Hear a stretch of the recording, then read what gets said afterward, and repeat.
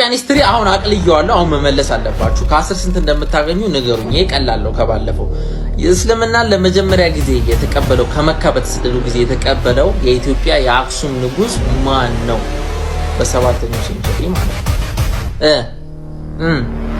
ነጃሺ ካልክ ያው ይዝልሃለሁ፣ ግን ንጉስ አርማሃ ነጃሺ ማለት ንጉስ በአረብኛ ነጃሺ እዛ ነው። በሀገራችን አንድ አባባል አለ፣ ከባለቤቱ በላይ የሚያውቅ ቡዳ ነው ይባላል።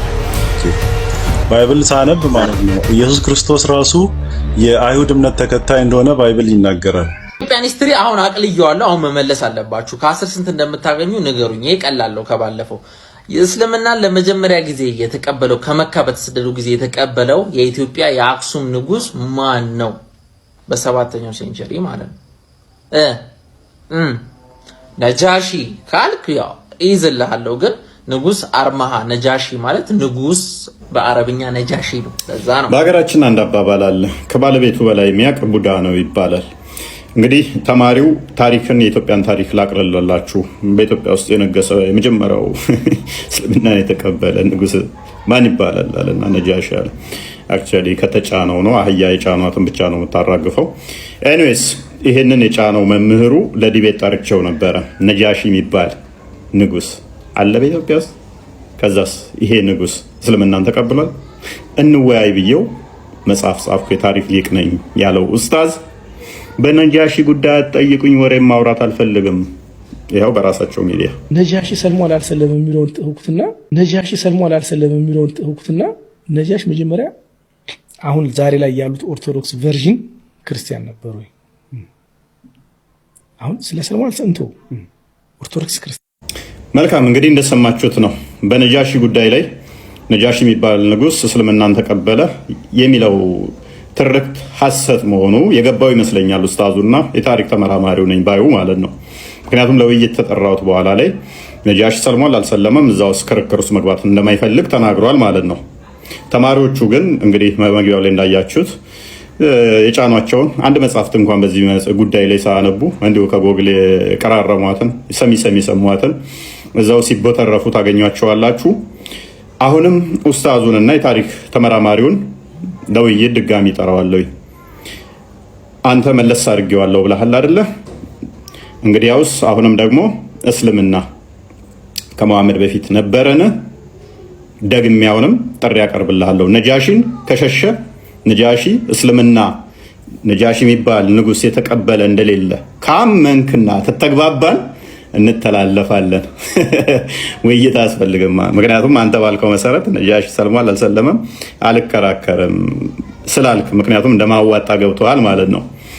አሁን ደግሞ አንተው ባነሳኸው ላይ እስልምና ከመሐመድ በፊት ነበረን ኢትዮጵያ ላለ ብለሃልና አሁንም መወያየት እንችላለን። የነጃሺ ጉዳይ ለአንዴና ለመጨረሻ ጊዜ ከአንተ ጋር ባለው ሁኔታ ሊዘጋ ነው ማለት ነው ፋይላችን። ኤኒታይም ነጃሺ እስልምናን የተቀበለ ንጉስ ኢትዮጵያዊ አለ የምትል ከሆነ ዝግጁ ነኝ። በፈለከው ፕላትፎርም ላይ ኦንላይን ላይ እንወያያለን ማለት ነው። ሼር አድርጉለት። ባይብል ሳነብ ማለት ነው ኢየሱስ ክርስቶስ ራሱ የአይሁድ እምነት ተከታይ እንደሆነ ባይብል ይናገራል። እናቱ ማርያምም የአይሁድ እምነት ተከታይ ነበረች ይላል። ባህላቸው፣ እምነታቸው፣ ሁሉ ነገሩ የአይሁድ እምነት ተከታይ ሆኖ ሳለ እናንተ እንዴት ክርስትናን ተቀበላችሁ? እንዴት ክርስቲያኑ ተቀበላችሁ? ኦኬ ይሄን ያስጨነቀ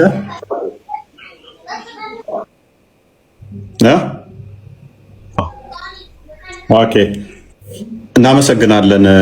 የሙስሊሙን እምነት እንደማይከተል ስለነገርከን በመጀመሪያ ደረጃ የባይብሉ ከአይሁድ እምነት ጋር የሚመሳሰል ነው ካልከን እናመሰግናለን። የሙስሊሞችን እምነት እንደማይከተል ኢየሱስ ወይንም ደግሞ እሱ ዞት የመጣው አስተምሮ ከሙስሊሞቹ አስተምሮ ጋር ማይመሳሰል መሆኑን ማመን ቴንኪው። ምክንያቱም አይሁዶች ለምሳሌ እግዚአብሔር አባታችን ብለው ያምናሉ። አይሁዶች እንደዛ ያምናሉ። ስለዚህ ያንን ያልተገለጠላቸውን በደንብ ገልጾላቸዋል። አብ አባት እንደሆነ ለሁላችን ክርስቶስ ደግሞ ነግሮናል።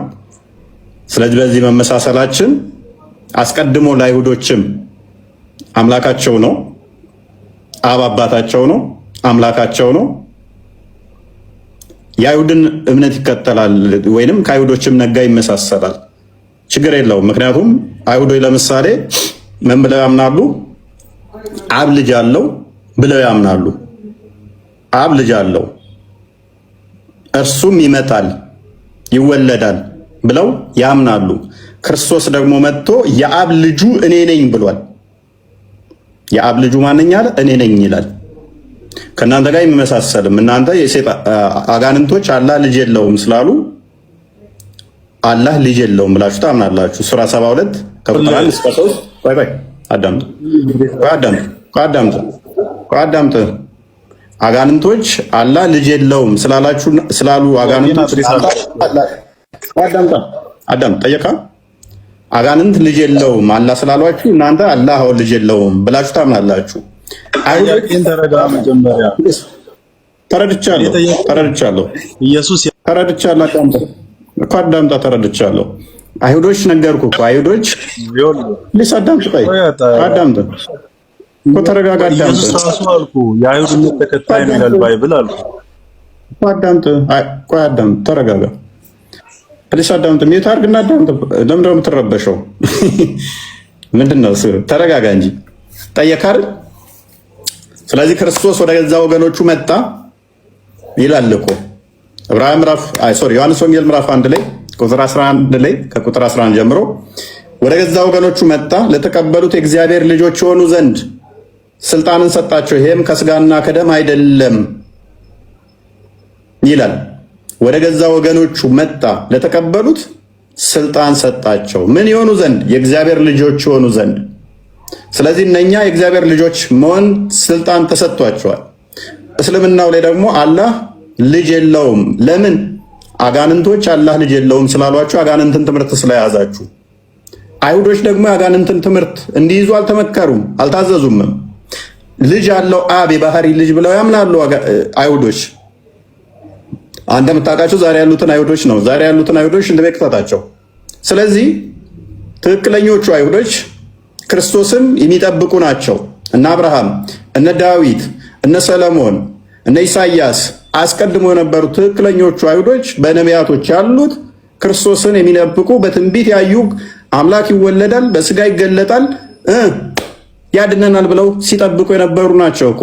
ለአብርሃም እኮ ነው ዘፍጥረት ምዕራፍ 12 ከቁጥር 1 እስከ 3 እኮ ተስፋ የተነገረው ለአብርሃም እኮ ነው። ሰለሞን እኮ ነው መዝሙር 30 ላይ ከቁጥር 1 እስከ 4 ትንቢት የተናገረለት። ሰለሞን እኮ ነው አስቀድሞ ትንቢት በጥበብ ላይ ምዕራፍ 2 ላይ የተናገረለት። ዳዊት እኮ ነው 110 ላይ በመዝሙሩ ቁጥር 1 ጀምሮ የተናገረለት። መዝሙር 22 ላይ ለክርስቶስ ትንቢት የተናገረለት። ስለዚህ አባቶች ለነሱ ናቸውና ክርስቶስ ከነሱ በስጋ መጣ ይለዋል ሐዋርያው ቅዱስ ጳውሎስ በሮሜ መልእክቱ ምዕራፍ 9 ቁጥር 5 ላይ። ስለዚህ ሕግም የተሰጣቸው ከማን ነው? ከክርስቶስ ነው። ሕጉን ራሱ የሰጣቸው እሱ ራሱ አምላካቸውም ስለሆነ ማለት ነው። የመጣው በስጋ ግን ከነሱ ነው። እነሱም ደግሞ የሚያምኑት እምነት ዛሬ ያሉትን ትተዋቸውና ትክክለኞቹ አይሁዶች ክርስቶስን ሲጠብቁ ሲናፍቁ የነበሩ ተስፋም ሲያደርጉ የነበሩ ናቸው። ደቀ መዛሙርቶቹም እኮ አሉ ከዛው ናቸው። ወገናችን፣ ዘመዳችን። ስለዚህ ክርስቶስን የተቀበሉት ይቀጥላሉ ማለት ነው። ክርስቶስን የገፉት ግን ቃል ኪዳናቸውን ያጣሉ።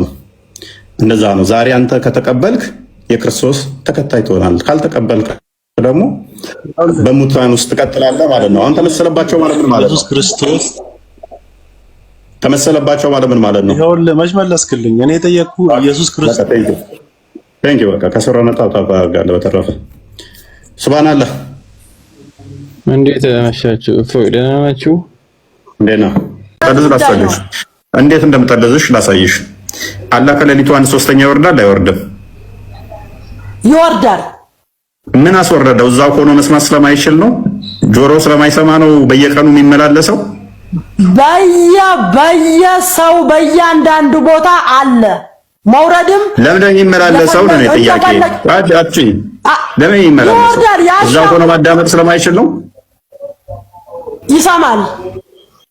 መስማት ከቻለ ለምንድን ነው እሱ በየቀኑ አዳምጪ፣ በየቀኑ በየሀገሩ 9 ሰዓት ላይ እንደ ጦጣ ከአርሽ ላይ ወደታች የሚመጣበት ምክንያት ምንድን ነው? እሱ በሁሉም ቦታ ስላለ ያሻውን ሰሪ ብቻው ቀሪ ነው። ለምሳሌ ማለት ነው በሁሉ ቦታ ካለ ታዲያ መውረድ ለምንድን ነው የምንነግርለት? እዛው ኦልሬዲ እኮ በፊትም ካለ ይወርዳል። ወረደ የሚባለው ምን እንደሆነ ልንገርህ። ወረደ የሚባለው ማለት ነው ተቀበለ፣ ዱዓውን ተቀበለ፣ ጥሪውን ተቀበለ ነው። ማን ያለሽ? ኦኬ አላህ አሁን አንቺ ጋር አለ አለ፣ ሁሉም አንተም ጋር አለ፣ እኔም ጋር አለ።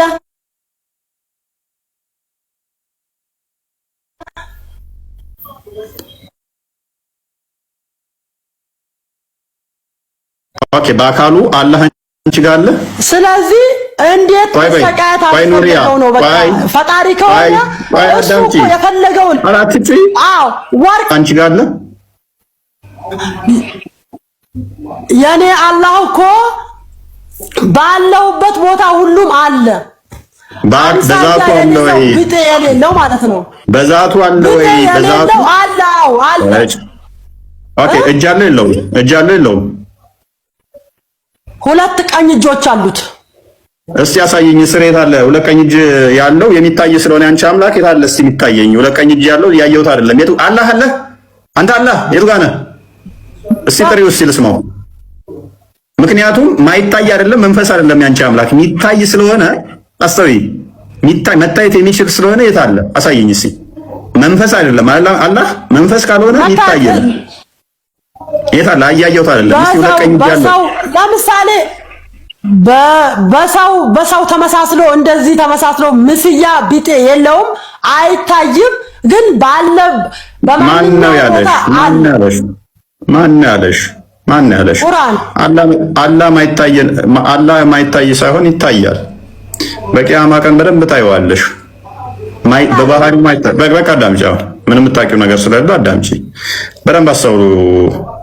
አምላካቸው በየቀኑ ከሌሊቱ 1/3 ወደ ቅርቢት አዳምጪ። በቃ ለምሳሌ ኢሳ አለይሂ ሰላም እኮ ብትወዱኝስ ያኔን ትእዛዝ ትከተሉ ነበር እኮ ብሏል። እንደተከፈተ መንታር ብሎ ነው የምትወኘው።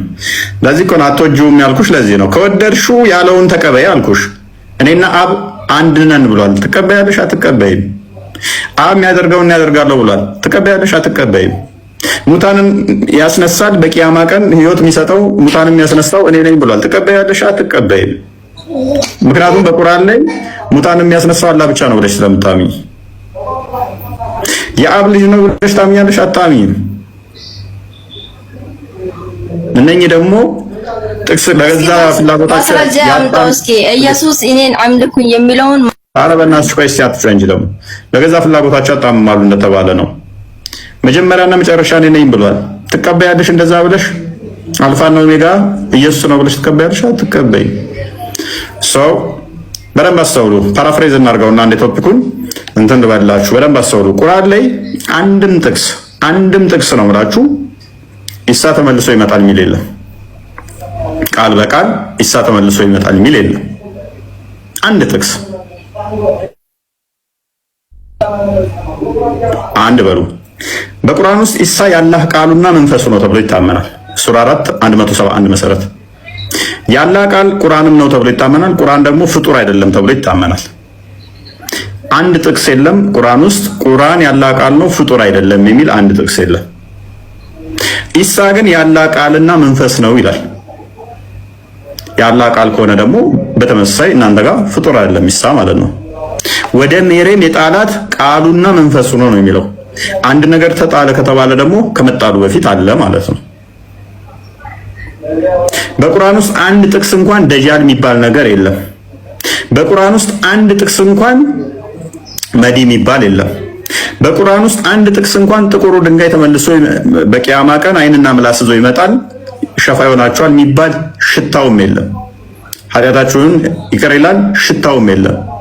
7 ጊዜ በዞሩት እንደዚህ ሽታውም የለም። ኃጢአታችሁ እንደዚህ ይደረጋል ሽታውም የለም በቁርአን ውስጥ። በመቃብር ቅጣት ከፍተኛ የሚታመን ነው በእስልምና ሽታውም የለም። አላህ ከሌሊቱ 1/3 ይወጣል ይወርዳል በቁርአን ውስጥ ሽታውም የለም። አላህ ሁለት ቀኝ እጆች አሉት በቁርአን ውስጥ ሽታውም የለም። አላህ ጭንቅላት አለው ወይ? በቁርአን ብቻ ሳይሆን በሐዲስም አላህ ጭንቅላት እንዳለው አልተነገረም። የለውም ጭንቅላት። ወገኖቻችን የሚያመልኩት አላህ ሁለት ቀኝ እጅ ያለው ብለው ያምናሉ። ሐዲስ ላይ አለ። አንድ እግር እንዳለችው ሐዲስ ላይ ተጠቅሷል። አንድ ባት እንዳለችው ሐዲስ ላይ ተጠቅሷል። 5 ጣቶች እንዳሉት ሐዲስ ላይ ተጠቅሷል። 2 አይኖች አሉት፣ 2 ጆሮች አሉት ብለው ያምናሉ። ጭንቅላት ግን የለውም። አንገት አለው እንዴ? ከድር አንገት አለው? አላህ አንገት አለው? የነሱ የለውም፣ አንገት የለውም። የነሱ አላህ አንገት የለውም፣ ጭንቅላት የለውም፣ አንገት የለውም። በምን ሰፍተውት በምን ገጥመውት እንደሚያመልኩት እንኳን አያውቁትም።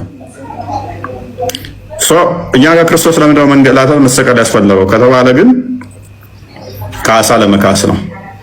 እንደሚሞት እንደሚሰቀል ራሱ ስለተናገረ ማቴዎስ ወንጌል ምዕራፍ 20 ቁጥር 28 ላይ፣ ማርቆስ ወንጌል ምዕራፍ 10 ቁጥር 45 ላይ ነፍሱን ቤዛ ብዙዎች አሳልፎ እንደሚሰጥ ተናግሯል። አንድ ለሰዎች ምሳሌ ለመሆን፣ አንደኛ ቤዛ ለመሆን ነው ካሳ ለመካስ፣ ሁለተኛው ደግሞ ምሳሌ ለመሆን ለኛ ምሳሌ ትተውልን ሊሄድ ዮሐንስ ወንጌል ምዕራፍ 13 ቁጥር 13 16 ምሳሌ ሊሆን ይሄን አድርጓል። እንዲሁም አንደኛ ጴጥሮስ ላይ ምዕራፍ 2 ቁጥር 22 እስከ 24 አካባቢ ይሄንን በስርዓት ነግሮናል ማለት ነው።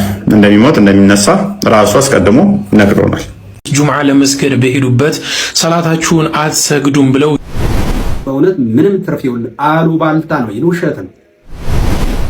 በስመ አብ ወወልድ ወመንፈስ ቅዱስ አሃዱ አምላክ ክርስቶስ ተነስተዋል። የተወደዳችሁ የእግዚአብሔር ቤተሰቦች፣ የእግዚአብሔር ልጆች፣ በመላው ዓለም የምትገኙ መላው ኦርቶዶክሳውያን እንደምንሰነበታችሁ፣ እንኳን ለብርሃነ ትንሣኤ በሰላምና በጤና አደረሰን አደረሳችሁ።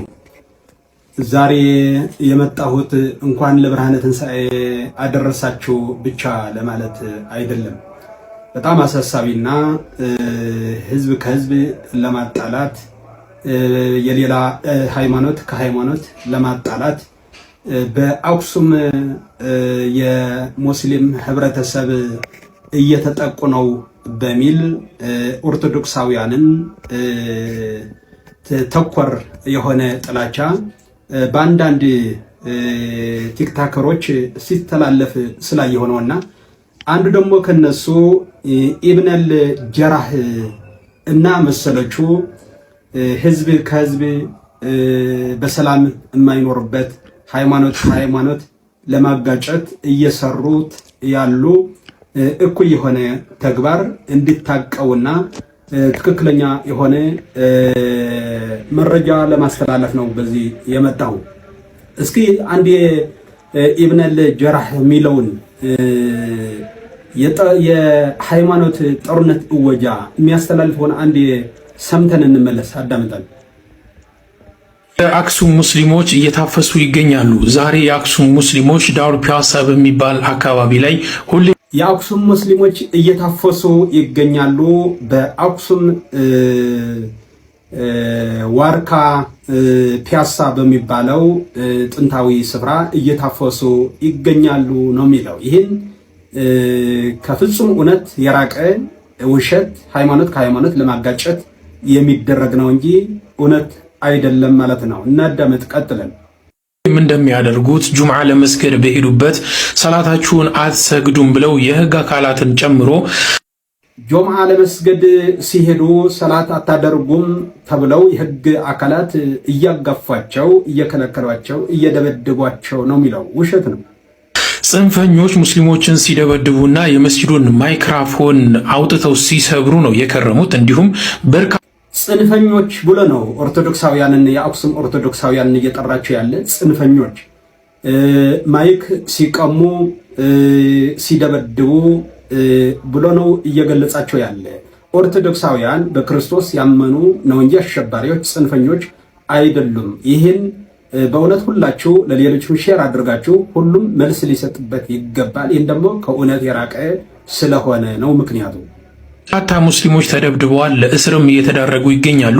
ከዳሩ ፒያሳ በርካታ ሙስሊሞች ተደብድበዋል፣ ለእስርም እየተዳረጉ ይገኛሉ። እያሰሯቸው ያሉ ደግሞ የህግ አካላትና ጽንፈኞች ብሎም ይገልጻቸው ኦርቶዶክሳውያን ነው ማለት ነው። ስለዚህ በርካታ ሙስሊሞች እየተደበደቡ ይገኛሉ፣ እየታሰሩ ይገኛሉ ነው የሚለው። እነማን ናቸው የታሰሩ? እነማን ናቸው የተደበደቡ? በቪዲዮ ስለምን አላስደግፈም? እንደዚህ እውነት ካለው እንደዚህ አይነት በህዝብ ላይ ሽብር ከማውረድ ምን እንደሚጠቀሙበት እኔ ግራ ነው የሚገባኝና ለዚህ ደግሞ መልስ ለመስጠት ግዴታ ነው ማለት ነው። ለሚዋሽ ሰው አትዋሽ፣ ለሚሰርቅ ሰው አትስረቅ ብሎ መልስ መስጠት ይህን ተፈጥሯዊ እና እውነት የሆነ ስለሆነ ነውና የታሰሩም የሉም የተደበደቡም የሉም። ይህን ከፍጹም የራቀ ውሸት ስለሆነ ሌሎች አካባቢዎች ላይ የሙስሊም ሱቆች እየተዘረፉ ነው የሚገኙት። ሙስሊሞች እየተደበደቡ ይገኛሉ። ከዳዕሮ ፒያሳ፣ ዳዕሮ ማለት ዋርካ ማለት ነው። የፒያሳ የድሮ የአክሱም ማለት ነው እና አካባቢው ከዳዕሮ ከዋርካ ፒያሳ አካባቢና ሌላ አካባቢ የሙስሊሞች ሱቅ እየተዘረፉ ይገኛሉ ነው የሚለው። እንግዲህ ይህን የሙስሊሞች ሱቅ እየዘረፉ የሚላቸው ደግሞ ጽንፈኞች ብሎ የገለጻቸው ኦርቶዶክሳውያን ነው ማለት ነው። በጣም ያሳፍራል። እንደዚህ አይነት ስም ማጥፋትና ሽብር መፍጠር ሌላ ህዝብ ሃይማኖት በሃይማኖት ላይ እምነት በእምነት ላይ እንዲነሳሳ ማድረግ ምን እንደሚጠቀሙበት ምን እንደሚያተርፉበት በጣም ነው የሚገርመው። እስቲ ተከትለን እንመለስ። ይህን ግን አሁን ያስተላለፈው ውሸት ነው።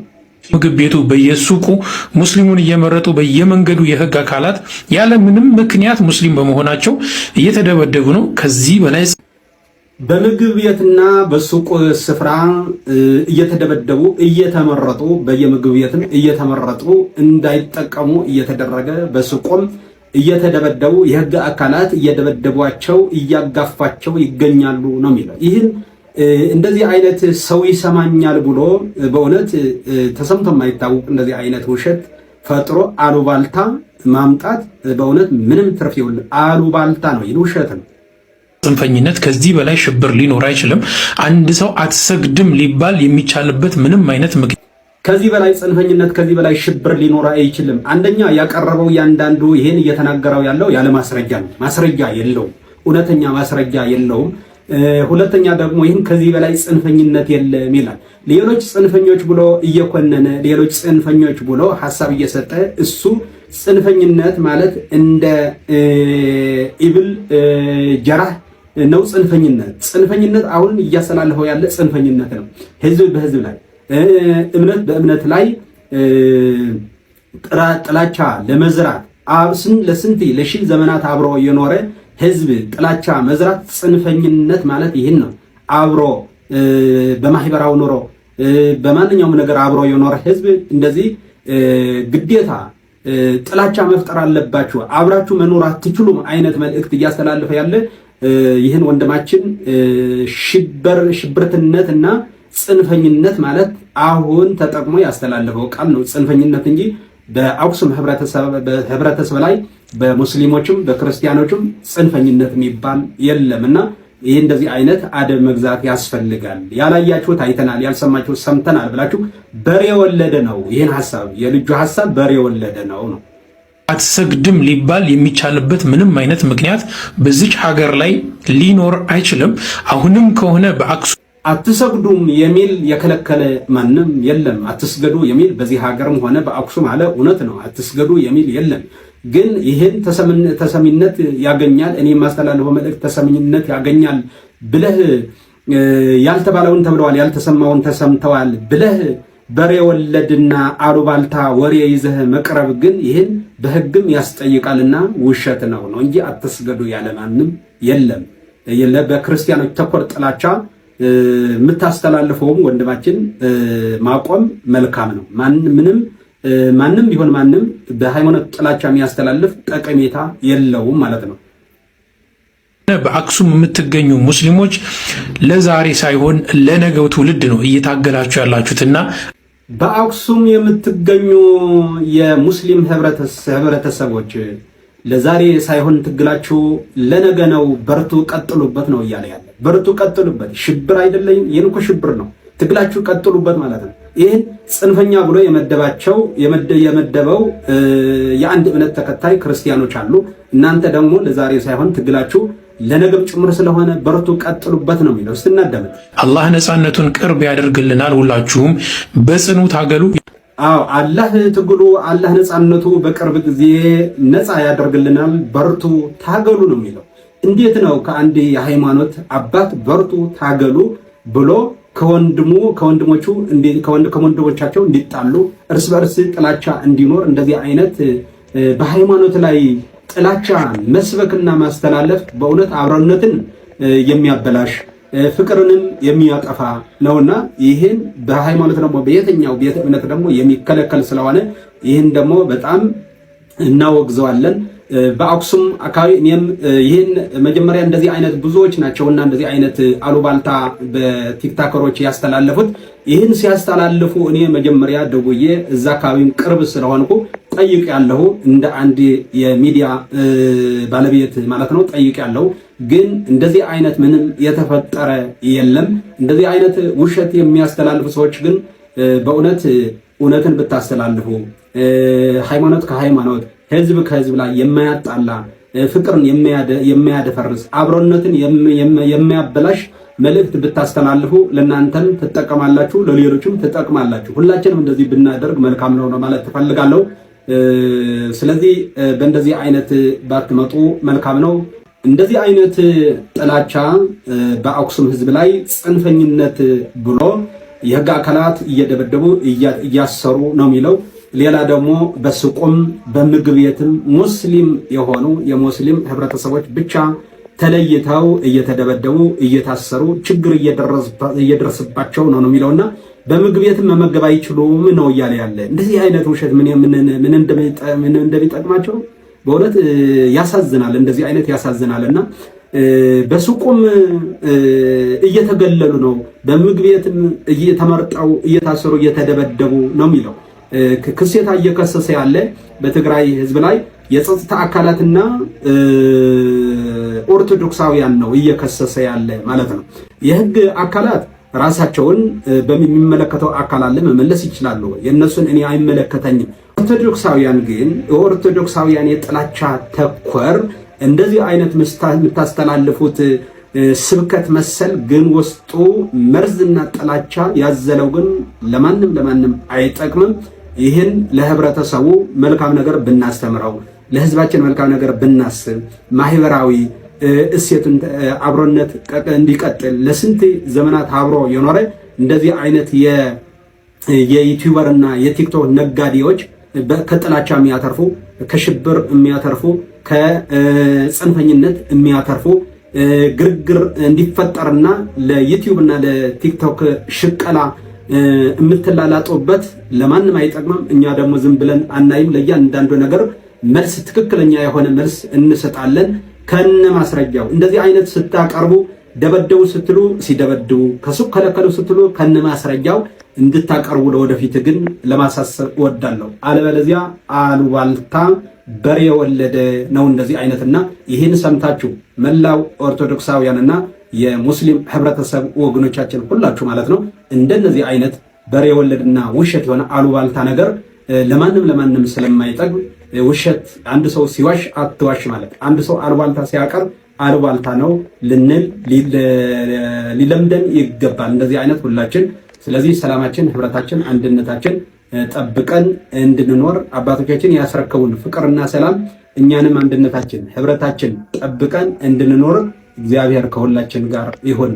ለመላው ኦርቶዶክሳውያን በድጋሚ እንኳን ለብርሃነ ትንሣኤው በሰላም በጤና አደረሰን አደረሳችሁ። በዓሉ የሰላም የፍቅር የአንድነት በዓል ይሁንልን። እግዚአብሔር ከሁላችን ጋር ይሁን። ወስብሐት ለእግዚአብሔር ወለወላዲቱ ድንግል ወለመስቀሉ ክቡር አሜን።